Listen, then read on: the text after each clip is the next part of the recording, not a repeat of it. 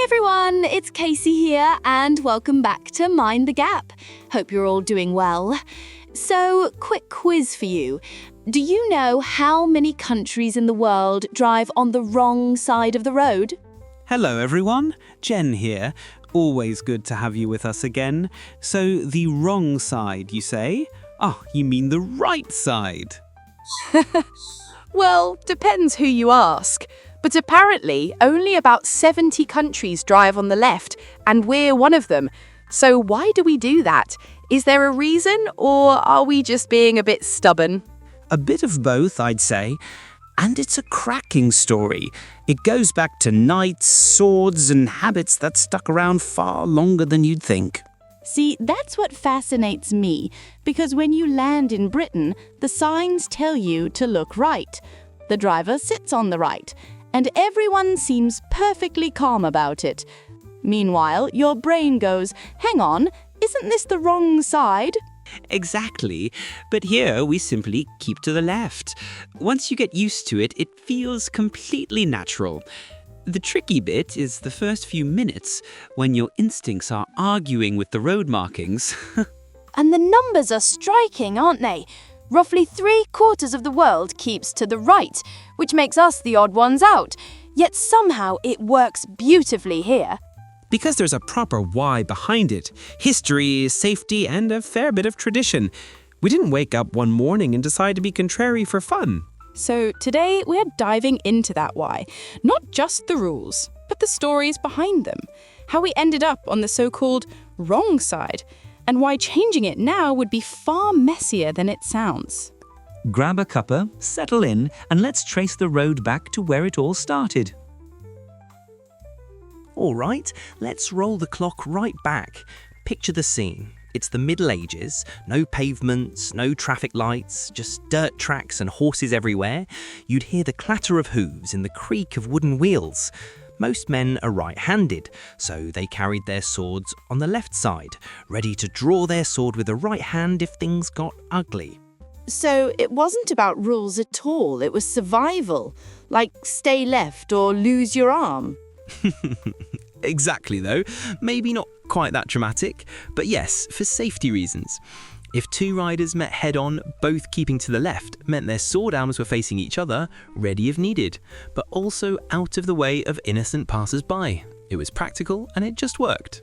But hang on, not everyone carried a sword, right? What about people who were just walking? Good point. But even ordinary travellers copied the same pattern. They'd walk on the left so their right hand was free to greet someone, shake hands, or defend themselves if things turned rough. So it became this unspoken code, a sort of social rhythm everyone followed. That's actually kind of poetic. Like the whole country was just dancing to the left. In a muddy medieval way, yes. But here's the thing, even when things got busier, when carriages came along, the habit stayed. Coachmen usually sat on the right-hand side of the carriage, reins in their left hand, whip in the right. Staying on the left gave them a clearer view of oncoming traffic. So the left just kept winning. I can totally imagine someone shouting, "Stay left or you'll crush the coach." Pretty much. And once people got used to it, it became instinct. Imagine generations growing up only ever walking, riding, or driving on the left. After a while, that's simply how it's done. But were there any signs or actual lanes telling people where to go back then? Not really, no. Most roads were just dirt tracks, often shared by animals, carts, and pedestrians. But people naturally formed a flow. They kept to the left out of habit, not obligation. That's what makes it fascinating. Long before laws existed, human instinct created order. So it's like nature invented traffic rules before humans did. You could say that. And by the 1700s, London's streets were packed with carts and carriages. There are even horse jams, proper traffic jams, just smellier. That's a horrible image, but kind of funny. Anyway, as traffic grew, Parliament decided something had to be done. So in 1835, the Highway Act made it official. Everyone in Britain must keep to the left.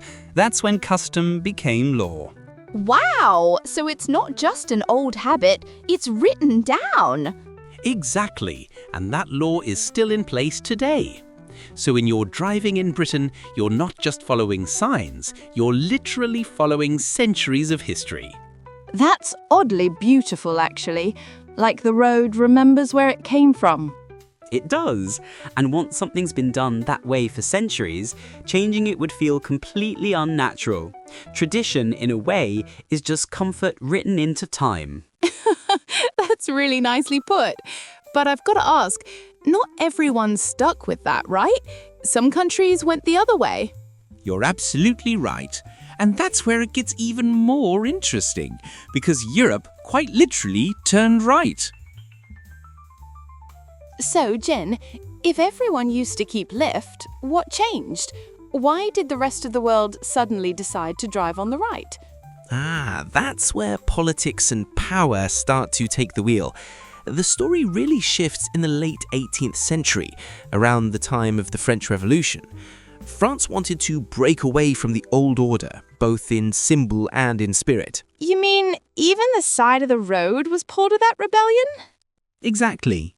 Before the revolution, French aristocrats would often keep to the left of the road, while the common folk walked on the right. So when the revolution came, people flicked that. It became a kind of statement. They were saying, we're not the old elite anymore. We're going our own way. So they literally said, let's stick it to the left. Pretty much. But then came Napoleon, and he took that idea much further. His armies marched across Europe, and they needed consistency. Having troops march on the right made it easier to control, to signal, and to line up across borders. And of course, it was a political statement. So it wasn't just practical, it was also about power, like saying, we're not Britain, we do things differently. Exactly. Napoleon loved to make a distinction between his empire and Britain. The British kept left, so he chose the opposite. It sent a clear message. France would lead its own way, and the rest of Europe would follow suit. And many did, especially the countries he conquered. That's wild. So just to make a point, one man basically changed half the continent's traffic. It does sound absurd when you put it that way, doesn't it? But think about it. Once the roads, the armies, and even the carriages all started moving the same way, it became second nature. Later on, when cars arrived, everyone just kept to what they knew. So it wasn't some grand safety plan, it was politics that decided which way we drive. Yes, politics first, practicality later. And then, of course, America followed suit, but for slightly different reasons. The Americans wanted to distinguish themselves from Britain as well, so they went right too. History is full of little ironies like that. It's funny how these things start as statements and then become habits everyone just accepts without question. Exactly. Once a rule becomes habit, it outlives the politics that made it. So while Britain was sticking to its left-handed ways, Europe was busy proving it could go right, both literally and politically. That's such a neat metaphor. Everyone going their own way, but still stuck in traffic either way. Very true. But yes, from then on, right-hand driving became the new normal across Europe, while Britain, true to form, simply stuck to tradition. And that's probably where the us and them feeling started, right? Europe turning one way, Britain staying the other? Exactly. And that difference still shapes how people see us today, not just on the road, but in attitude too. But we'll come to that later. So after all that, Britain decided to stay left while Europe went right. But what happened next? I mean, the British Empire was huge at one point. Did everyone in those colonies just copy us too? Pretty much, yes. Wherever the British went, they took their language, their laws, and of course, their way of driving. It was part of what we now call colonial influence. You can still see it today in places like India, Australia, New Zealand, Singapore, even parts of Africa and the Caribbean. Wow, so driving on the left is basically one of Britain's biggest exports, like a cultural souvenir that never went away. That's a lovely way to put it. And what's interesting is that some countries stuck with it even after independence. Take India, for instance. When they became independent, they had the choice to change, but they didn't. They decided to stick with the old ways, because by then the whole system, roads, vehicles, even training, was built around driving on the left. Makes sense.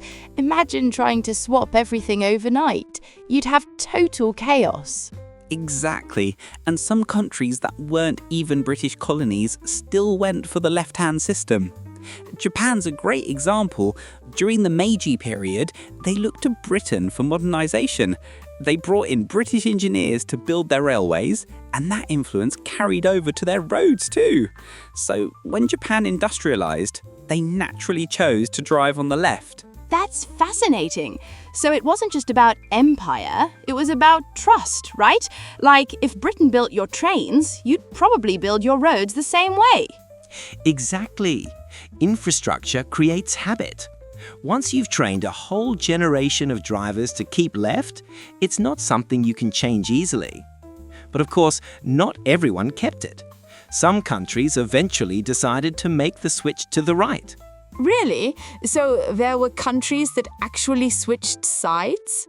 Yes, Sweden did it in the 1960s.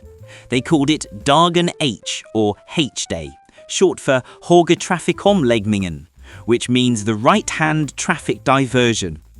It was a massive operation. Overnight, they changed every sign, every traffic light, even the sidecar doors opened on.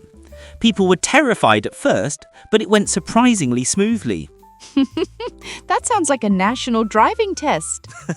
It really was. And yet, most of the former British colonies never did it. Partly because it was expensive, and partly because it had become part of their identity.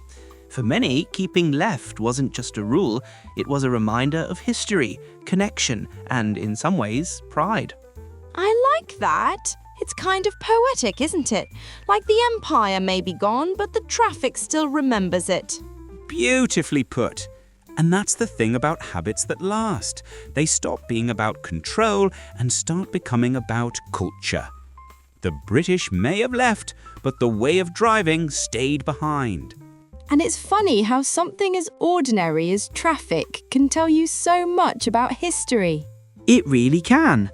And it also shows how the past quietly shapes the present, even in the way we drive. You know what's funny, Jen? I still remember my first day in London. I was standing at a pedestrian crossing and I looked left, then nearly walked straight into a taxi. The classic mistake. You looked the wrong way, didn't you?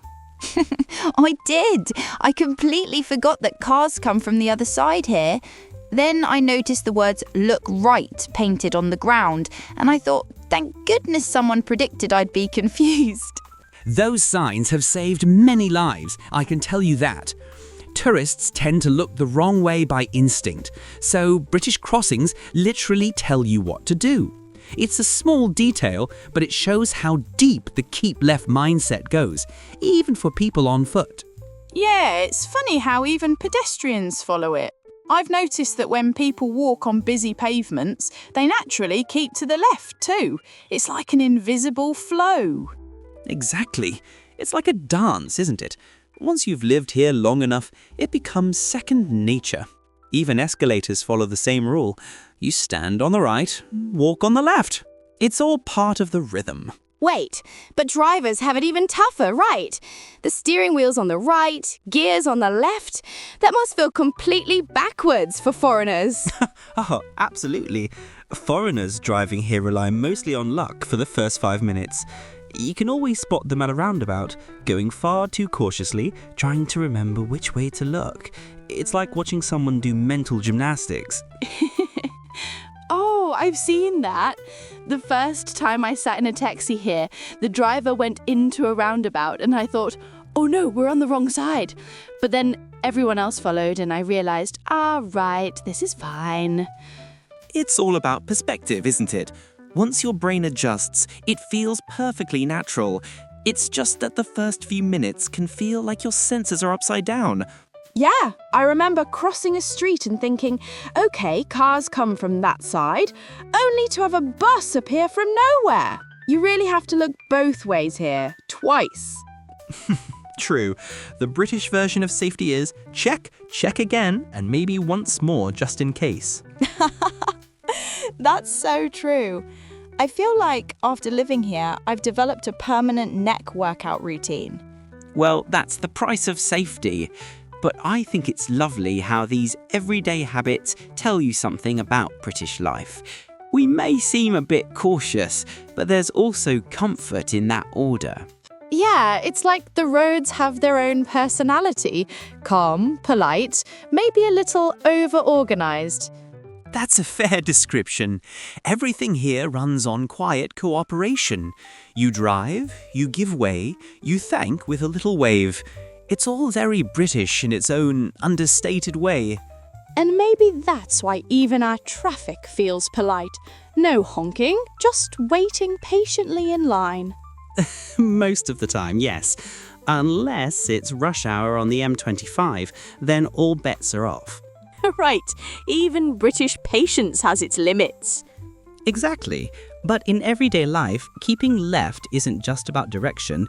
It's about rhythm, courtesy, and a sense of calm that somehow feels, well, very us.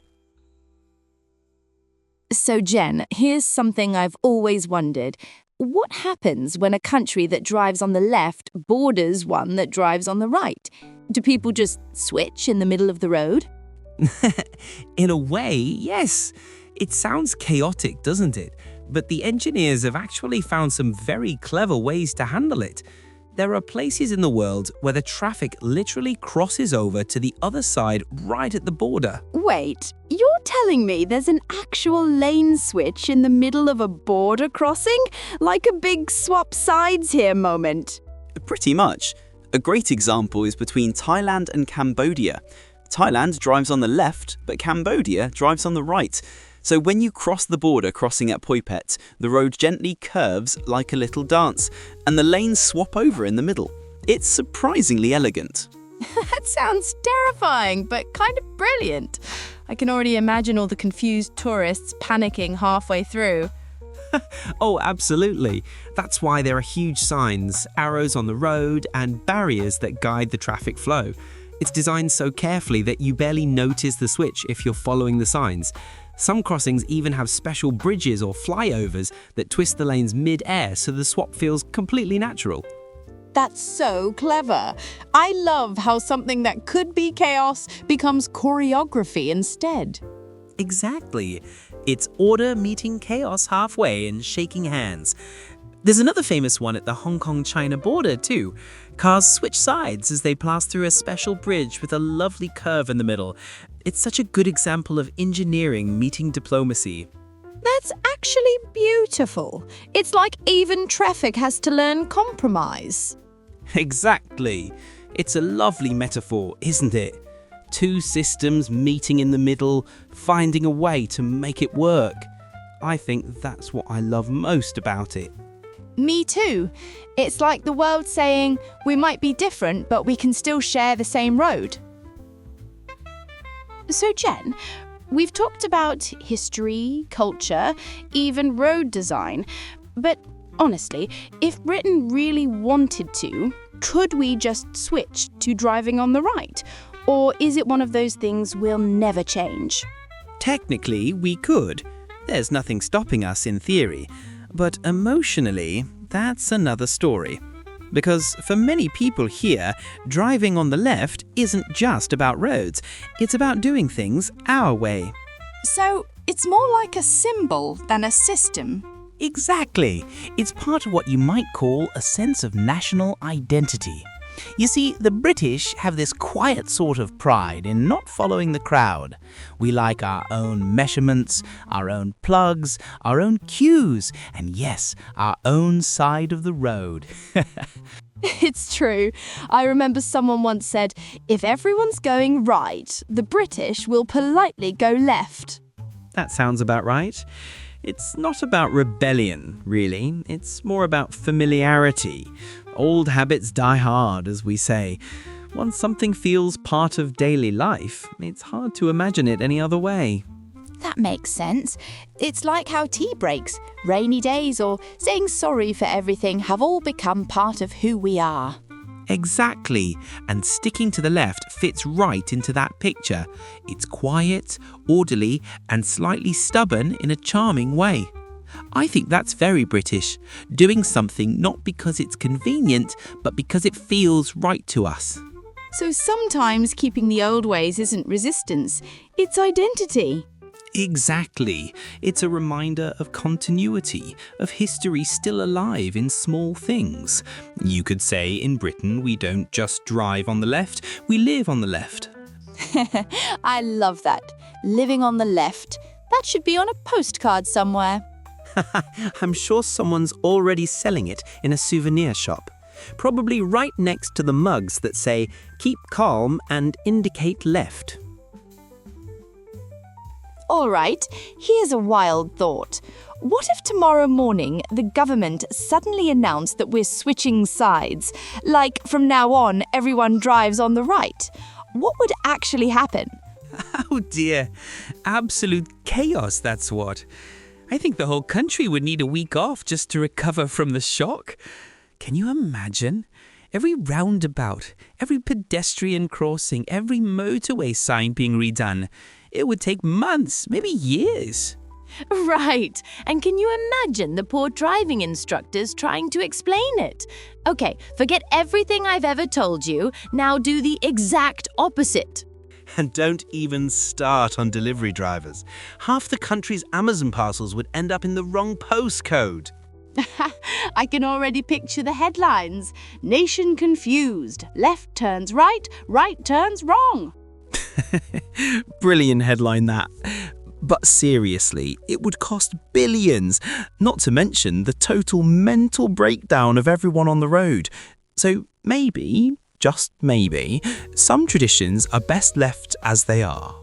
Agreed. Let's just keep driving on the left, looking right, and before you go, look down, hit that like button, share this episode with a friend, and we'll see you next weekend. Keep safe, keep left. Cheers.